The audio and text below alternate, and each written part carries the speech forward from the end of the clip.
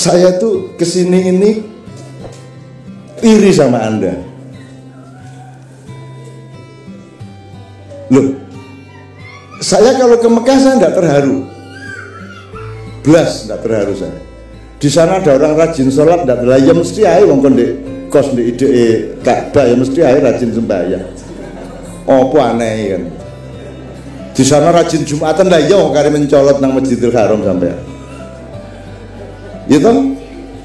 Apalagi dulu orang yang ada Rasulullah di situ, dia rajin sholat, dia berkelakuan baik. Lah ya, tiap hari melihat wajahnya Rasulullah, tiap hari ada atmosfer yang baik, gitu kan. Tapi kalau di Philadelphia ada orang sholat itu kan ajaib, betul enggak? Artinya nilai orang sholat di Masjidil Haram di Mekah dengan nilai orang sholat di Philadelphia, menurut saya jauh lebih tinggi nilai sholat orang di Philadelphia. Loh, itu kata Rasulullah sendiri. Rasulullah mengatakan tuba liman ma'ani waro'ani wa amanabi. Beruntunglah orang-orang yang hidup bersamaku dan tiap hari melihatku dan beriman kepadaku, kata Rasulullah. Beruntunglah. Terus Rasulullah mengatakan lagi, tapi beruntunglah 3 kali lipat orang-orang yang hidup tidak bersamaku, yang tidak pernah melihat aku, yang bertempat tinggal jauh dari tempatku, tapi dia beriman kepadaku, melakukan sholat sebagaimana aku dan berbuat baik sebagaimana aku.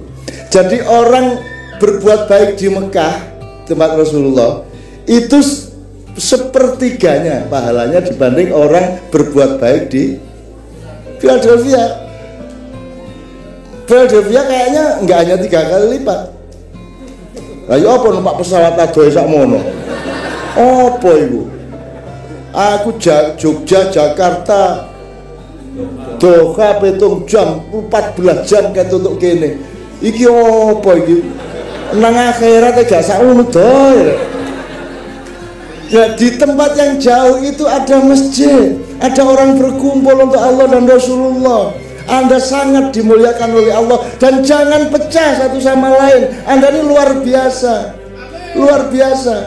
gitu loh. Jadi kalau Anda di Mekah beleh wedhus siji, beleh wedhus apa ya? Anda di Mekah, Anda mau apa? Mau infak 1.000 rial, apa gunanya di sana? Apa gunanya Anda ngeluarin 1.000 rial di sana? Uang WC-nya aja dari emas ke Raja Arab. Terus Anda ngeluarin 1.000 rial, apa gunanya? Tapi kalau di sini Anda mengeluarkan 1.000 rial, itu sama dengan 10 juta rial di Arab Saudi. Kan begitu? Bener nggak? Loh, iya memang begitu. Di sini luar biasa.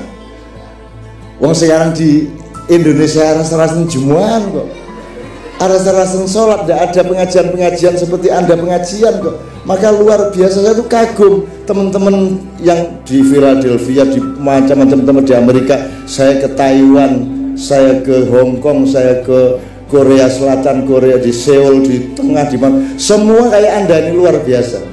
Dan mereka lebih hebat ketika di luar daripada ketika di Indonesia. Maka di sini kalau Anda berinfak, itu menurut saya nilainya jauh lebih tinggi daripada di Indonesia. Kenapa? Karena di Indonesia kalau berinfak tidak jelas sampai apa enggak. Ya enggak Bu? Enggak jelas di sana. Enggak jelas. Kalau di sini bisa dikontrol, semuanya jelas. Terakhir sebelum kita ke fundraising ya, terakhir gini. Anda ngerti takziah ya, kalau ada orang mati ya, itu hukumnya kan fardu kifayah. Saya tanya sama Anda, fardu ain, ada fardu kifayah. Saya tanya, lebih tinggi mana kualitas atau derajat fardu ain atau fardu kifayah? Ayo, ada yang bilang ain, ada yang bilang kifayah, ayo. Fardu ain, fardu kifayah. Lumayan toh, masih bingung, berarti kan belum ada kepastian ini. Gini, lebih tinggi mana derajat sodako sama zakat? Ada yang bilang zakat, ada yang bilang sodako. Nah, lumayan ini. Berarti kita masih sama-sama perlu belajar kan itu. Lebih tinggi mana sholat wajib atau sholat sunat? Nah, atau bingung lagi. Dari sudut ketaatan kita kepada Allah, wajib itu membereskan masalah. Tapi kalau dari sudut cintanya Allah, sholat sunat membuat dia lebih cinta kepada kita.